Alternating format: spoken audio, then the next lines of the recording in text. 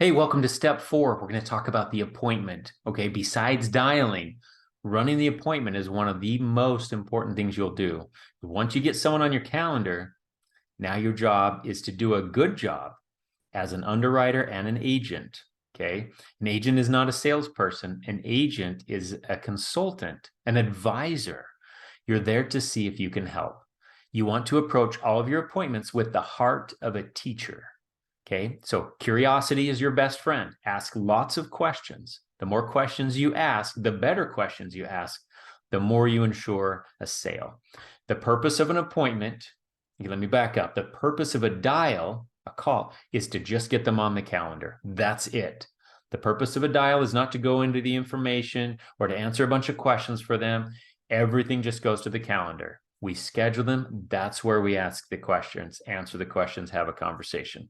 The purpose of an appointment is determine eligibility and how much pain or need there is. It's called the needs analysis. So I'm going to share my screen and we're going to go over this, but download the appointment form and the presentation guide, okay, that you see on the screen. Download those and save those handy. I'm going to walk you through them here.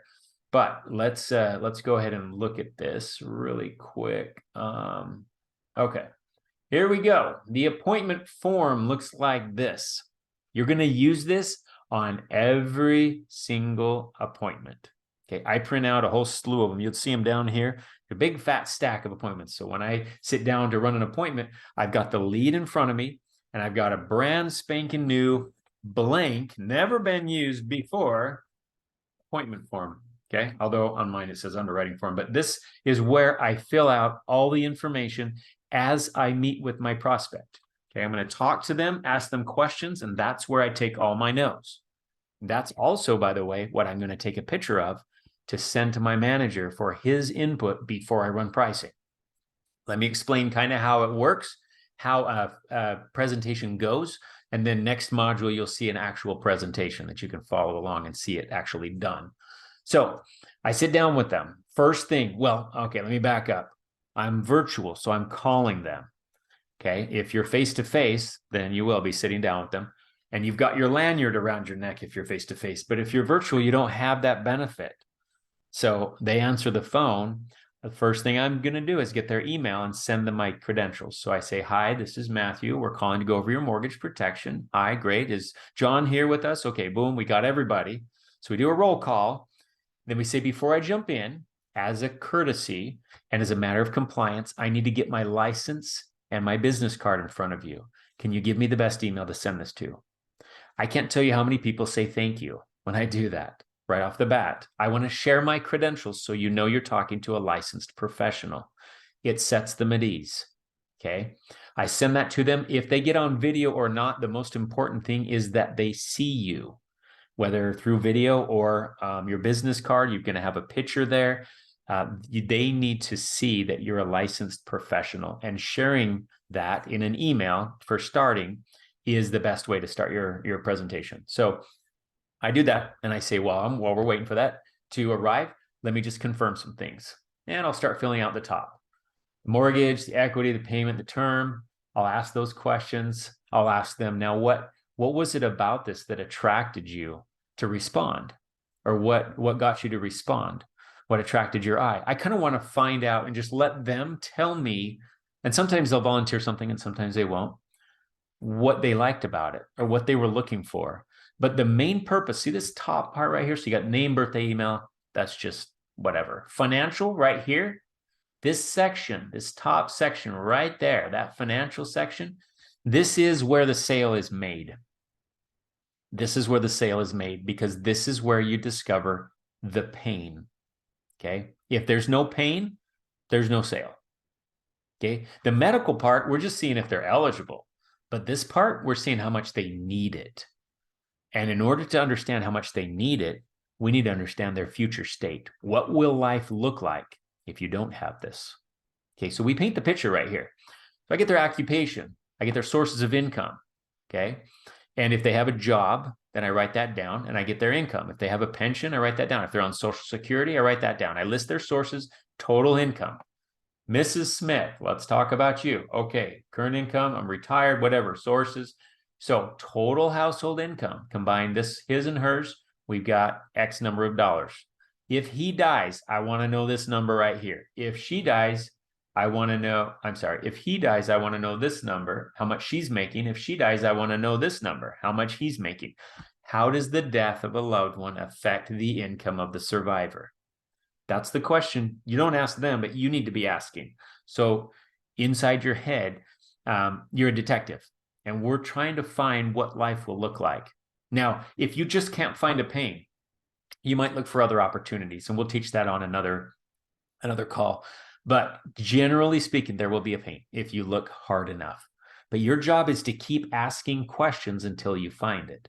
If you stop early and you glaze over the pain, you're probably not going to make a sale because they don't feel the need. They don't feel the reason. A lot of people haven't thought through this before. So it's our job to guide them down the trail. And it's uncomfortable for some people. It really is, because we're talking about death and cancer and heart attack. And, what would you do if you sold the home? A bunch of things. Well, some people don't like to go there. Honestly, they just rather kind of live in their peaceful ignorance. And then when it happens, guess what? They're doing fundraisers. They're doing bake sales. They're doing, the GoFundMe and car washes to try and raise money for a funeral. So it's heartbreaking, but our job is to help them avoid that by taking them down a road that helps them see that. Okay. So future income, great. So here's where the problem comes out. That's why it's in a big box and bolded. So, Mr. Smith, what I'm seeing, and I love using this phrase, what I'm hearing you say is if you passed away, your wife would not have enough money to pay the bills and make the mortgage. Is that right? Yeah. Yeah. When they have to admit that in front of each other, that's powerful. So, Mrs. Smith, what I'm hearing you say, from what you're telling me, it looks like, correct me if I'm wrong, are we on the same page? Does this make sense to you? Leading questions. I like to guide them gently down the path. Are we in agreement here? It looks like this. Is that true? And I let them confirm. Okay. Then yes, no, yes, whatever. Or maybe there's just a small amount of pain. Maybe they have some coverage, which I ask next. What kind of coverage do you already have? I say assets at first. What kind of assets do you already have to help out with this? Obviously, there's a problem. We all agree, right? If you die, she's in trouble. She's losing the house. So what assets do we already have in place? I want to make sure I have a clear picture because I don't want to overcover them unnecessarily. So we talk about their assets. 401k, IRA, savings, stocks. We also talk about other debts besides the mortgage, cars, student loans, credit cards, whatever. Then I want to know what their solutions are. So far, how much life insurance do you have in place? And that's how I phrase it. How much regular life insurance? Because in people's minds, they're differentiating life insurance from mortgage protection. And in some cases, it's the same thing. In other cases, it's missing the living benefits. So that's what we try and get as much as possible. But they'll tell me their coverage. Now, if it's work coverage, I'm going to say, you know what? Work coverage is only good while you're there. So we're not going to count it. I say take as much as you can, but we can't count it because it's not yours. How much do you have that you own, not your boss? Okay. People understand that. And I'll write that in. So if they have work coverage only, it's the same as not being covered. That's how I treat it. So I write all this in. And then we come to an agreement that there's a problem. There's not enough coverage. If something happened to him or her, then the other person would be in trouble, would lose the house. Boom, right? We want that moment of clarity. And there's a good phrase to say when that happens. You can even say, I can see why you sent this form in, or I can see why you called in on this. Totally makes sense now. Okay. Then I say, okay, I'm going to see where I can get you qualified to see what we can do for you. Or we're going to try and help. So again, hey, buddy, you got some furniture needs moving? I'm trying to help you. Remember that from the training when you're dialing? We're here to help them. Okay. Heart of a teacher. I'm going to try and help you. We're going to try and help. We're going to see what we can do. I'm on their side. It's us versus the carriers. We're going to see if there's a carrier that will work with us together. It's not me versus you across the table. It's us versus them. So let me ask you some medical questions to see which carrier I can get you best qualified, and then I'll run some numbers. Boom. So I always tell them what I'm about to do before I do it. It helps ease their curiosity and anxiety because they don't know. Most people don't understand this process. So I'm guiding them along. I'm assuming the role of a leader here because they're looking at me as the authority. And if this is your first appointment, you might not feel like much of an authority, but that's okay. They will follow your lead. And if you get stuck or if you get confused or whatever, you can always text a manager. You can say, hold on, that's a really good question. Let me double check that. Or you can call in. Hey, I just wanted to get a second opinion here. I'm chatting with Mr. and Mrs. Jones, and you hold them out on speakerphone, and we do it that way. So we help each other. Okay. Don't hesitate to call for help if you're in a home and you need some help. In fact, I think it's probably the biggest mistake agents make is they try and do it on their own. Don't be that agent. So down here at the bottom, medical, I'm going to ask if they're tobacco, non or former, medications and conditions. I went over this in the underwriting section in step 2, if you remember. Here's the questions I like to ask. Once we have a clear snapshot of everything, and I emphasize everything because it's important that you fill the whole thing out. Take a picture and send it to me if I'm your manager or your manager, whoever you're working with, and say, I'm on an appointment. What do you think? Okay. While you're waiting for a response, go ahead and go into the underwriting guides and try and solve some of this stuff. Look at the underwriting guides, look at the insurance toolkit that I already showed you, see how far you get while you're waiting for your manager to respond. It all comes together and you can give them an answer. Turn the page over. So on the back side of this is where I do the pricing. Name, recommended plan, premium, I show low, medium, and high. You want your pricing to generally be around, you need at least one of them to be under $100. 80 or 90 is the sweet spot. So if I'm working with someone, I'm looking at numbers, I'm going to say 40, 60, and 80, or 40, 80, and 120, or 50,000, 100,000, 150,000, which turns out to be, 30, 60, and $90 a month. So you want to spread low, medium, and high. But remember that mortgage protection doesn't have to pay off the house. It has to protect the house. And if you're older, paying off the whole house doesn't usually make a lot of financial sense. If you're older, sometimes the best plan is to protect that equity. And this is why you have all your blanks filled out. Look at this form right here. Equity. If they tell you they've got $200,000 of equity, which a lot of people have right now, that needs to be the topic of your conversation for mortgage protection. That is what mortgage protection is all about, because to try and buy a $200,000 policy at age 70 is phenomenally expensive. But you can protect the $200,000 with a small final expense policy that pays out enough money for your spouse to make the mortgage payment for a year, let's say, or 9 months. Okay. And that way they don't lose the house. They can get it on the market, they can sell it, they have time to refinance, or they can rent it out. They've got time to make all those important decisions.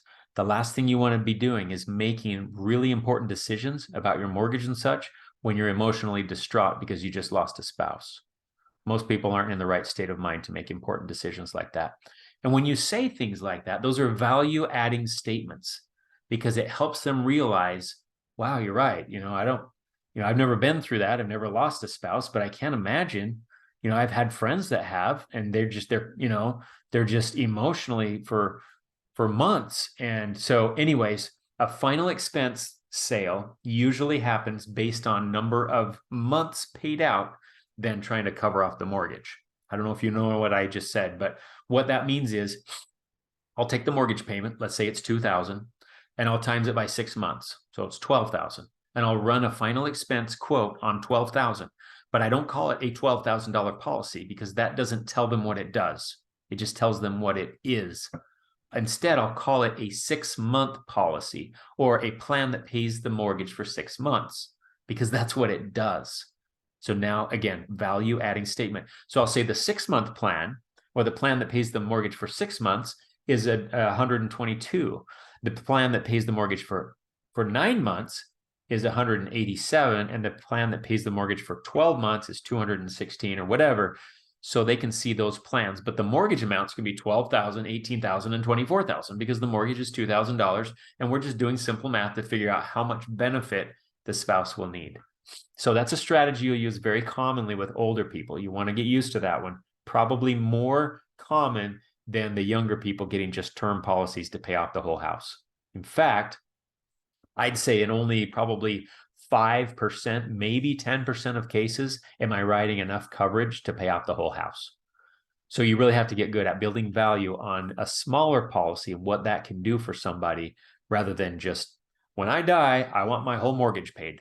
Should be nice, but sometimes that's the steak dinner and it's the hamburger that gets the job done, right? So that's an appointment. Once you get them to choose which one feels, I say feel, not think. I want them to feel which one feels best in your budget. I want them to pick something that's very comfortable in their budget. They'll usually pick the middle one. Most people do. And I'll say, great, I agree. I like to confirm that that was a good decision. I agree. And so let's do this. I'm going to go ahead and get the application started. What I need from you is if you would go grab your driver's license for me. We'll get this in, and in a few days, we'll see if we can get you approved here. I like to tell them up front when I'm first starting that nothing happens immediate. This all is a process. And one of the things that we might do today, it's called setting the table. One of the things that we'll do today is, if you want to get the process started, we can do that, but we're not going to know for sometimes up to a week if you're even approved or not. So I don't want them thinking this is easy and I can just, as soon as I decide, I can just get this anytime. They have to work for it. They have to be eligible. So we make sure we say up front, this is something that we can't get right away, even if you wanted to. So that also sets you apart from salespeople. But once they pick one, I just say, go grab your driver's license, like I told you a minute ago. And if they have an issue or a problem, they'll stop. Well, wait a second. But a lot of times they'll go ahead and get their driver's license while I pull up the application. And I log into the carrier site, like I showed you in a previous training, and we start the application. Okay. So that's how it works. Before pricing and after this is filled out, that's when you contact your manager. This is full. You text your manager before you start writing pricing in a carrier, and a manager needs to give you input on your appointment. Here's what you would do. Use Forrester Strong Foundation. This one's going to be better with CFG. You're more likely to get approved GPM with this one, or Prosperity, or Assurant, or any number of these different carriers that you may or may not have, but your manager will know what your options are and will help you find the right one. An appointment is nothing more than finding a problem and presenting a solution. Don't overcomplicate it. If you need help, you can go to the presentation guide. If you want to download it, you can print it out, put it in laminate, and keep it next to you. Nobody can see what's going on off camera. That's the beauty of virtual. If you're face-to-face, you can just have it in your book there. And I like to flip through in laminated pages, right? But these are the questions you can ask. Okay, here's the mindset, getting started, setting up, building rapport. Here's what you can say and do. Here's what you can ask, okay? General information. Yeah, you're going to recognize a lot of this. I just went through it. Setting the table. Here's the script, okay? Connecting with them. And here's good questions to ask. Needs analysis. Remember, this is where the sale is made, right? Needs analysis. Underwriting. You recognizing all these pieces? This is the underwriting. Option 1, option 2, et cetera, et cetera. Say, do, ask. I'm not going to read all this. Option 1, if they do, right? This is the younger, healthier term products. And there we go. Mortgage payoff, I'll call it, even though it might not pay off all the mortgage. It pays off probably most of it or all of it. Option 2 is critical period, which is a period of time after someone dies where they don't lose the house. They have time to figure out what to do with the house. So again, that's served up in number of months, not in a death benefit. You want to say this is the month, this is the plan that takes care of the mortgage for 6 months, et cetera, et cetera. That's the critical period, or option 2. And then pre-sale, this is what you would say as you transition in. And here's what you say, do, and ask when you transition to the sale right here. So any objections, you're going to find them here. Generally speaking, there's only a small handful. If you've done a good job of leading them along step by step with those questions, those guiding questions, where you just, are we on the same page? Does this feel okay to you? Do you agree? You want a lot of little yeses, okay? If you've done a good job of that and being clear with your pain, when you found the pain and they feel it and you feel it and you know that they feel it, this part's really easy because that's where the sale is made, not here. So this will happen naturally if you've done a good job previous, and you'll hardly get any objections because you want to solve those along the way. and then writing the application. That's it. So hopefully those are some tools that help you with your presentation. Again, I'm going to say the same thing. I'm like a broken record here. Go do a bunch of bad appointments, just like do a bunch of bad dials. We all have the bad ones in us first. We got to get the bad ones out before we get to the good ones. So go do 10 or 15 appointments. Go gangbusters for a week. Make sure you're not sloppy. Make sure you're working with your manager. You'll probably write a few policies, but there will be many where you'll hang up the phone or you'll walk out of the door and you'll just go, that was awful. I can't believe I said that. I'm such a goofball. That's how you learn. If you hold back and watch videos and trainings over and over and don't do anything, all you're doing is delaying your ability to learn how to be a good agent. The best way to learn is to get yourself in front of people, virtually or face-to-face. You can choose. But I'm glad you're here. I'm proud of you for making this much progress so far. Looking forward to getting you out in the field and actually protecting families and getting paid for it. It's a very, very rewarding career. It's a very frustrating career sometimes, but it's very rewarding, especially when you find families that are so gracious and so grateful that you're helping them with a problem that they've had or a concern that they're losing sleep over. And now it's fixed. And you were the one that helped them do it. And you got paid for it and paid well. So thank you for watching. I'll see you in the next training. Take care.